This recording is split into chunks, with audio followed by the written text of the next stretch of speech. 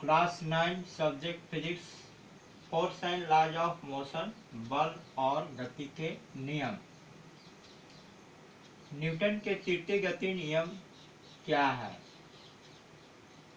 दो वस्तुओं के अन्वयन क्रिया में पहली वस्तु द्वारा दूसरी वस्तु पर लगाया गया बल दूसरी वस्तु द्वारा पहली वस्तु पर लगाया गया बल बराबर और विपरीत दिशा में होता है। दो वस्तुओं के अन्वयन क्रिया में पहली वस्तु द्वारा दूसरी वस्तु पर लगाया गया बल दूसरी वस्तु द्वारा पहली वस्तु पर लगाया गया बल बराबर और विपरीत दिशा में होता है तो उसे न्यूटन के तृतीय गति नियम कहते हैं। इसको इस प्रकार भी व्यक्त कर सकते हैं कि प्रत्येक वस्तु के बराबर विपरीत प्रतिक्रिया बल होती है, यानी प्रत्येक क्रिया के बराबर विपरीत प्रतिक्रिया बल होती है। जैसे हम टेबल के ऊपर अपने हाथ से अगर क्रिया बल धक्का लगाते हैं तो टेबल का सतह भी हमारे हाथ के ऊपर विपरीत प्रतिक्रिया बल लगाता है, जिसके कारण हमें चोट महसूस होती है। अब न्यूटन के तृतीय गति नियम को प्रदर्शित करने वाला प्रयोग है। न्यूटन के तृतीय गति नियम को सिद्ध करने के लिए दो समान आकार का या समान साइज का दो कमानीदार तुला लिया जाता है। एक कमानीदार तुला ए है, दूसरी कमानीदार तुला बी है। दोनों कमानीदार तुला के हुक को आपस में फंसा देते हैं। कमानीदार तुला ए को हम अपनी ओर खींचते हैं और दूसरे मित्र को कमानीदार तुला को बी के हुक को खींचने के लिए बोलते हैं।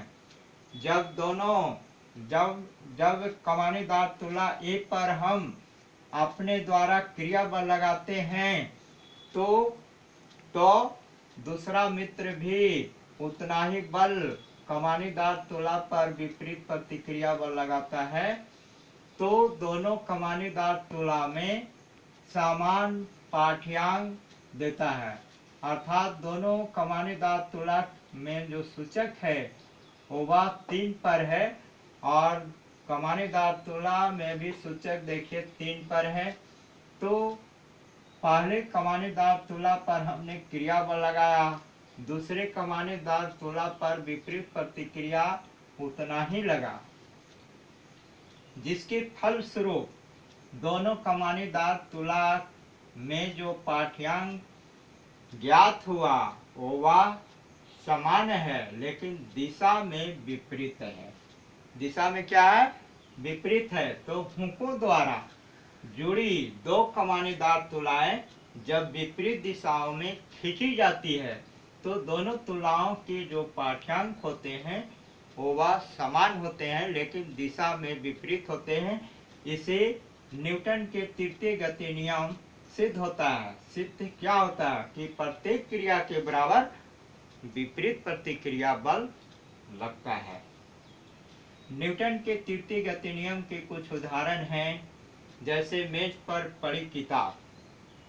मेज के ऊपर अगर किताब रख देते हैं तो मेज का जो सतह है किताब के ऊपर विपरीत प्रतिक्रिया बल लगाता है और पुस्तक जो है सो मेज के ऊपर भी समान क्रिया बल लगाता है और मेज जो है सो पुस्तक के ऊपर विपरीत प्रतिक्रिया बल लगाता है, जिसके कारण समान क्रिया और प्रतिक्रिया बल लगने के कारण मेज के ऊपर किताब या पुस्तक पड़ी रहती है।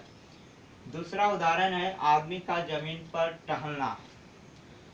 आदमी जमीन पर टहलता है न्यूटन के तृतीय गति नियम के आधार पर, क्योंकि कोई भी व्यक्ति जब जमीन पर टहलता है या चलता है तो अपने पैर के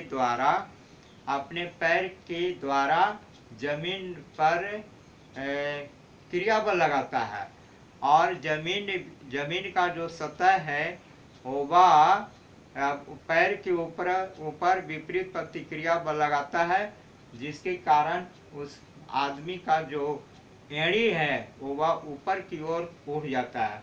तब वह चलने के लिए आगे की ओर गति करने लगता है, जिसके फलस्वरूप आदमी न्यूटन के तृतीय गति नियम के आधार पर वह टहलते रहता है। तीसरा उदाहरण है तैरना या नाव खेना। नदी या तालाब में कोई व्यक्ति अगर तैरता है तो न्यूटन के तृतीय गति नियम के आधार पर वह जल में तैरता है या पानी में तैरता है। वह अपने हाथों के द्वारा क्रिया बल लगाता है पानी में, और पानी भी उस हाथ के ऊपर विपरीत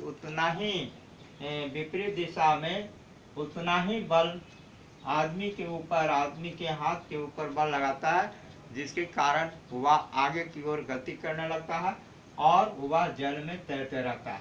उसी प्रकार नाव भी नदी में न्यूटन के तृतीय गति नियम के आधार पर वह खेलते रहता है, क्योंकि नाव में बैठे जो यात्री होते हैं वह नाव में जो बैठे यात्री रहते हैं उसमें एक के नाविक जो होता है अपने पाल के द्वारा गहराई में वह बल लगाता है, और बल लगाने के कारण विपरीत दिशा में नाव के ऊपर बल लगता है उतना ही, जिससे नाव आगे की ओर गतिशील होता है और किनारों तक लक्ष्य प्राप्त कर लेता है।